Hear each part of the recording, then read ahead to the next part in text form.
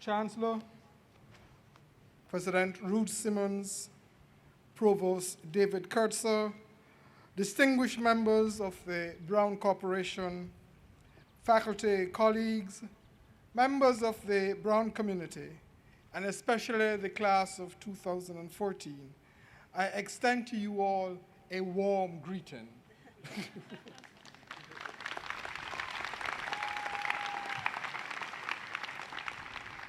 To the class of 2014, I say my own special welcome to Brown. I hope that you will find this place one where lifelong friendships are forged, where intellectual adventure is the mark of your time, and where you will grapple with the complex contours of the world in which we live, and perhaps decide upon a life path in which, by working with others, some difference may be made. I do not think that it is an exaggeration to say that you are entering this remarkable educational institution at one of the most complex moments in the history of the human beings on the planet in recent times. It is a moment characterized by enormous material and scientific developments, and some would argue permanent revolution in the technical applications which many of us take for granted. There have been changes which challenge what the world might look like in another 20, 30, or 50 years, that is, during your lifetime. Yet in all these developments, there's a paradox, one which we tend to blithely ignore or pay very little attention to, because in many ways our sensibilities have become increasingly accustomed to the spectacular as the image which moves us, as the image which might invoke thinking in different ways. And when this happens, when we focus only on the spectacular, when we become enthralled with the spectacular, then the everyday, the ordinary, the regular moments which constitutes the very rhythms of our lives and the lives of other human beings escapes our attention. So what is this paradox of which I speak? A few weeks ago, while visiting the University of Cape Town in South Africa, I was watching the evening news. For the last few weeks in that country, there has been a major strike of public sector workers. And on this day, the workers were demonstrating. The South African police made an attempt to clear the roadblocks, which the demonstrators had created with their bodies. In the midst of this clearing, a black woman shouted to a police officer, "Tell the minister we are human too." Her statement gave me pause. What could she mean, I thought? Why did she think her humanity was in question? 2 days before that, when viewing the television news, I was attending an exhibition of haunting and troublesome photography by a South African photographer, Peter Hugo. The exhibition was of landscapes and people who live in an expansive dump of obsolete technology in Ghana. This dump is called by the inhabitants Solomon and Gomorrah. And the pit in which the obsolete technology of hard drives, motherboards, and monitors, the very stuff of daily life for many of us, are burned daily. Of this pit, the inhabitants said, "For this place we have no name." Here was a place which could not be named. Now we know that sometimes it is very important in life to give things names, and to invest some things by naming, we give it meaning. But here was a place which could not be named. This place which could not be named had been produced and was being reproduced by us in the West, because we in the West produce, it is estimated, 50 million tons of digital waste annually, of which only a quarter is collected and recycled. So we have constructed a disposable site, a site of e-waste. The exhibition, by the way, was called Permanent Error. And within that site, human lives and are trying to make a living. In that site, both the machines and the humans were considered disposable. So the photographic exhibition was about disposability, about machine disposability and human bodies which were marked as disposable bodies. The statement of the black woman demonstrator was now clear. She was saying, "I was not disposable. I am human, and that fact demands a certain kind of humane treatment. So what is the paradox? The paradox is that we have created a world, both here in the United States and in other places, in which 15% of the world's over 6 billion people are what the official multilaterals like the World Bank and the UN call absolute poor, and therefore live in constant hunger.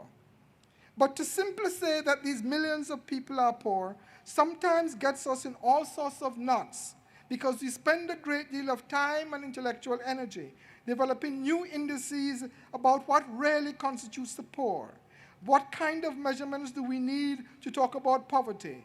And what, in the language of policy, do we need to do about poverty alleviation?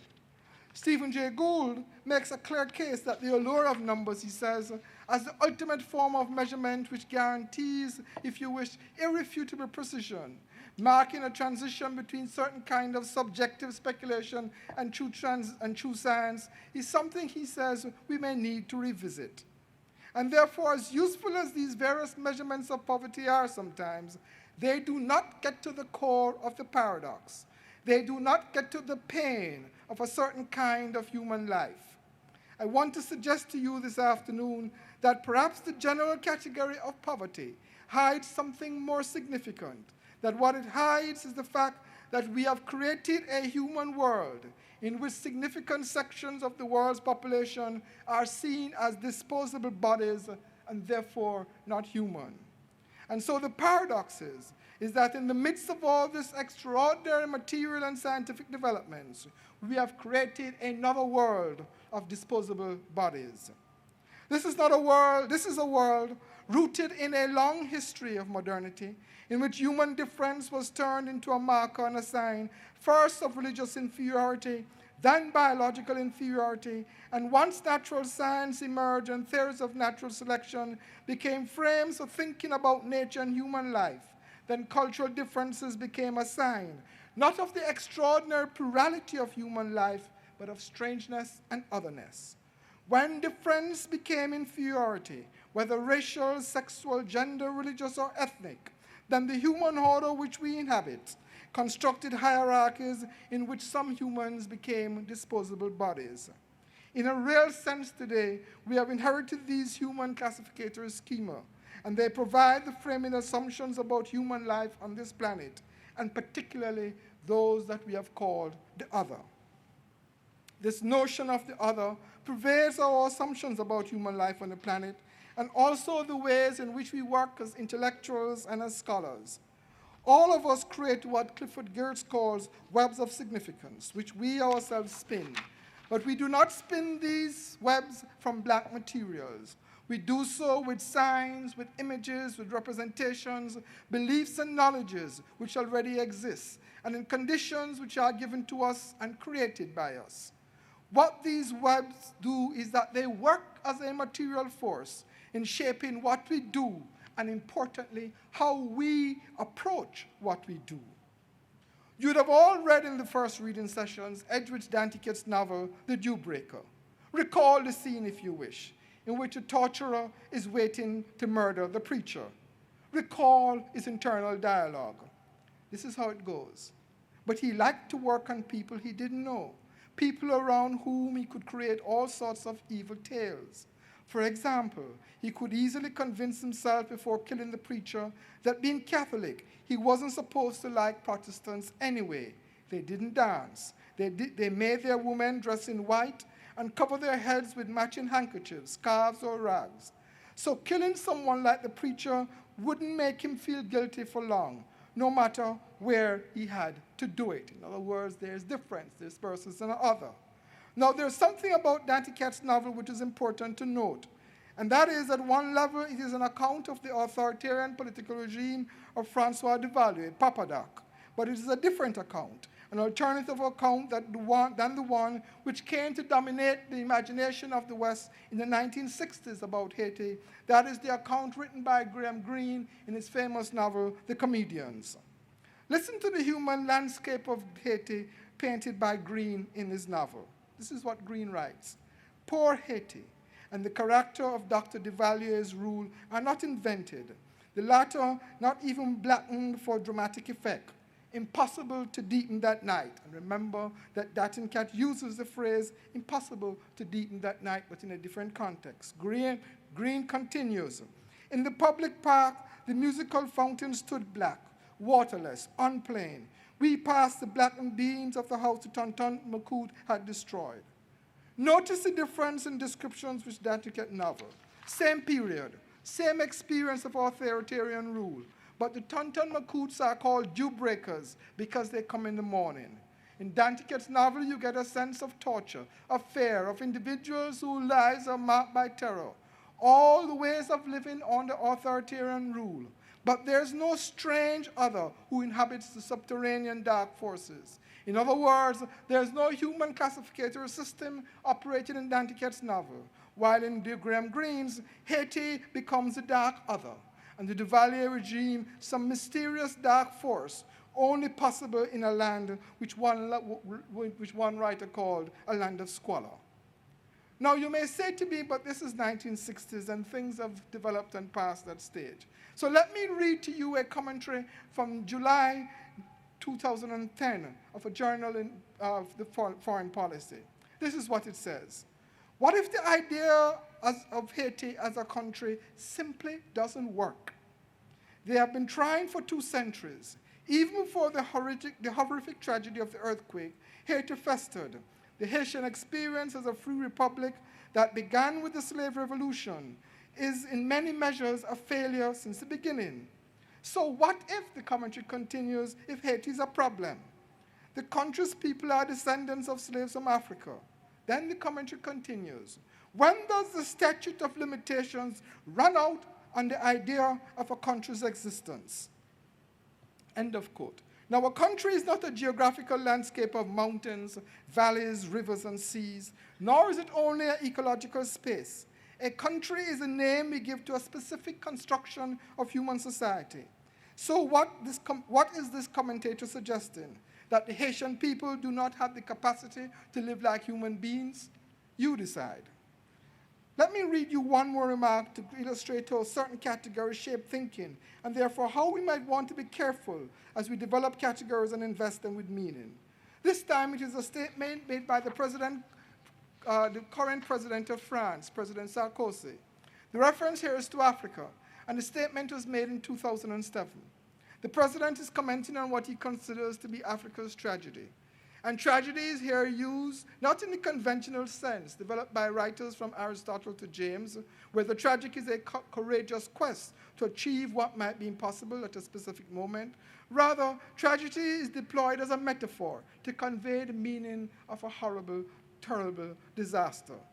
This is what the French president says, and here I quote. Africa's tragedy is that Africans have largely remained out of history.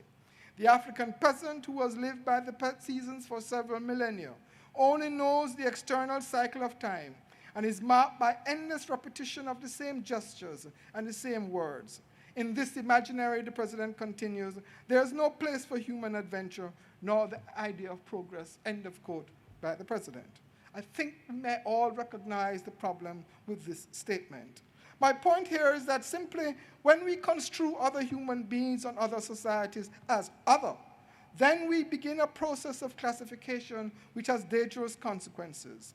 All historical episodes which have caused pain and create death worlds for those living, all contemporary situations in which corpses mark the ground, or in which bodies are in jail both for political differences or because of historical legacies in which prison becomes a holding site for a disposable body, all these sites, both historical and contemporary, have a common ground, the construction of a disposable other. So you might well ask, how do we manage this paradox, this drive in which we classify another human being as an other? How can we study in this world today with a different approach?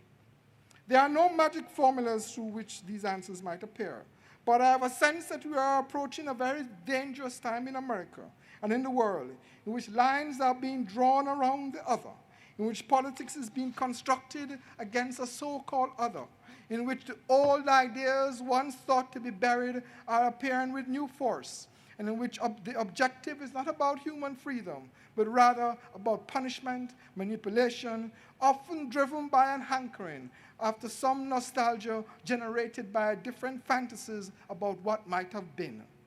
It is a truism that in times of severe crisis, all ideas appear with new life. And it is true, and this is another paradox, that in the midst of all these material economic benefits, not only is there hunger, but extraordinary inequities, both across the globe and within individual nations, including our own United States. I want to suggest to you that many of the old ideas about what to do today have no real purchase. We are at a conjuncture which calls for new thinking about the world that we have created and which we live in. I can only offer you the class of 2014 what I think could be some of the elements of the contours or what might be questions which are posed for us in this new conjuncture. In suggesting these elements, I want to observe that throughout the history of thought, what has activated new ideas and new thinking has always been how we grappled with questions. To grapple with a question is to be seized with a condition which confronts one. So one can study the study of history of thought and see that the most important thinkers developed the habit of thinking which allowed them to pose questions. Secondly, particularly in the humanities, I have noticed that some of the most important thinkers were often not constrained by disciplinary training. In other words, the extraordinary adventure of what is called the life of the mind is one which is open and restless and engages in constant check-in. So back to the possible contours which may shape the questions that might be posed today. I want to suggest three briefly and then close. The first is one which demands the attention of both the humanists and the scientists. It is this: in what fundamental ways, if any, have the enormous developments in neuroscience, biotechnology, genetics, and cognitive sciences in general shaped our understanding about what is the human? It is accurate to say, for example, that for the neuroscientists, the question of the human might at this time circle around the issue of consciousness and the human mind. Is the mind consciousness, or does it function like a computer, he or she might ask? Or is it, as Anne Foster Sterling puts it, how do we deal with the relationship between experience and brain development? But are these the only questions that we might pose at this moment?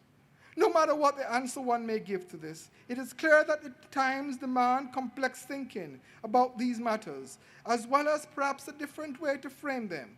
Perhaps to frame them in the words of Sylvia Wynter this way: what are the correlations, she asks, between the study of the world and the study of nature? The second question is this: what are the grounds in which we may constitute associative forms of life, ways of living, in which issues of equality in the broader sense, not simply procedural equality, that is equality before the law, and the plurality of human life are recognized and acted upon? I want to suggest to you that this is an urgent question for societies like ours, and here I'm referring to the US. Societies which in the past have been structured, organized around ways of life in which human domination manifested itself in forms of racial slavery and servitude. Such societies, I have suggested, experience not only historical injustice, but historical catastrophe, because forms of domination that exist in them continue over the long durée. Humans, and therefore human societies, do not simply get over catastrophe, they work through them. And working through means sometimes confronting our deepest selves about that so-called other. Thirdly, and finally, to return to the web of significance, or to put it another way, the stories we tell about ourselves and the world we live in.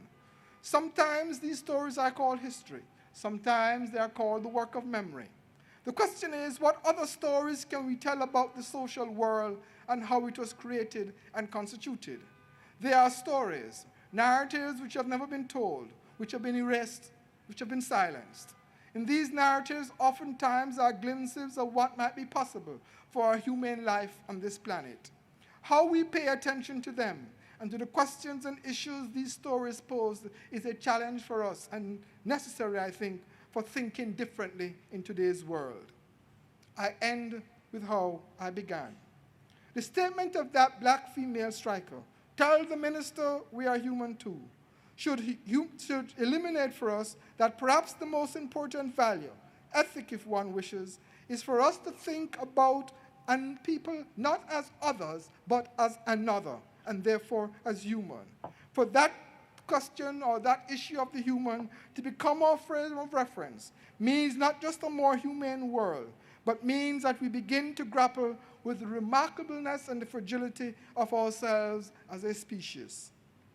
Good luck in your time here, and onwards to what I hope will be for each and every one of you an awesome intellectual adventure and a different engagement with the world, one based upon an understanding that we are all, after all, human. Thanks very much.